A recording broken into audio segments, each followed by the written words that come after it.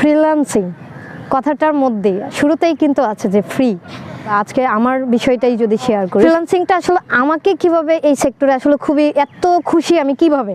মানুষ বলে যে ফ্রিল্যান্সিং করলে নাকি সময় পায় না, পাওয়া যায় না, বাট এটা হচ্ছে আপনাকে সিস্টেমলি বের করে নিতে হয়। যেমন আমি যদি বলি, দেখেন আমি আজকে ঘুরতে আসছিলাম, বাট আমি কিন্তু ঘুরতে আসার পরেও আমার কাজ কিন্তু আমি চালিয়ে যাচ্ছি। যেমন আমার সার্ভিস ওরিয়েন্টেড ভিডিও বানিয়েছি, আপনাদের জন্য টিপস ভিডিও বানিয়েছি, এখন বসে একটু রিল্যাক্স হয়ে আপনাদের সাথে গল্প করছি বা আড্ডাও দিচ্ছি। তার মানে দেখেন এর মাঝখানে আবার ক্লায়েন্টের দুইটা কাজের ডেলিভারিও দিয়েছি।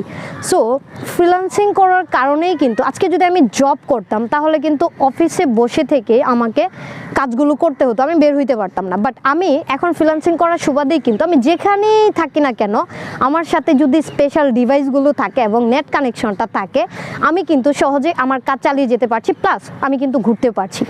তাহলে কিভাবে আমরা বুঝতে পারি যে আসলে ফ্রিল্যান্সিংটা সত্যিকার অর্থেই কিন্তু খুব ভালো একটা প্ল্যাটফর্ম বা ভালো একটা জায়গা। আমরা ফ্রিল্যান্সিংয়ে উচিত সবারই আসা, কারণ হচ্ছে আপনি যদি ফ্রিভাবে বাঁচতে চান, নিজেকে একটু সময় দিতে চান, ফ্রিল্যান্সিংটা হচ্ছে সবচেয়ে বেস্ট একটা জায়গা।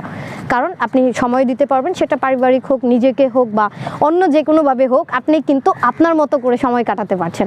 এটা ছিল আমার আসলে যারা ইন্ডাস্ট্রিতে আসতে চাচ্ছে বা যারা ফ্রিল্যান্সিংয়ের আসলে মেইন মজাটাই এখনও নিতে পারছেন না, তাদের জন্য শুরু করে দেন। দেখেন না ভাই, যত ব্যস্ত থাকবেন, অবশ্যই ব্যস্ততা আমারও আছে, বাট আমি কিন্তু ব্যস্ততার মধ্যেও চেষ্টা করি নিজেকে একটু রিল্যাক্স রাখার জন্য, বা ব্যস্ততার মধ্যেও কাজ করে কিন্তু আমি আনন্দটা পাচ্ছি এই ফ্রিল্যান্সিং করার সুবাদে।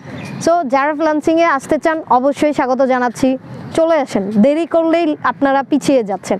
আপনার মনে হবে ইস, আমি যদি আরও কয়েক বছর আগে আসতে পারতাম।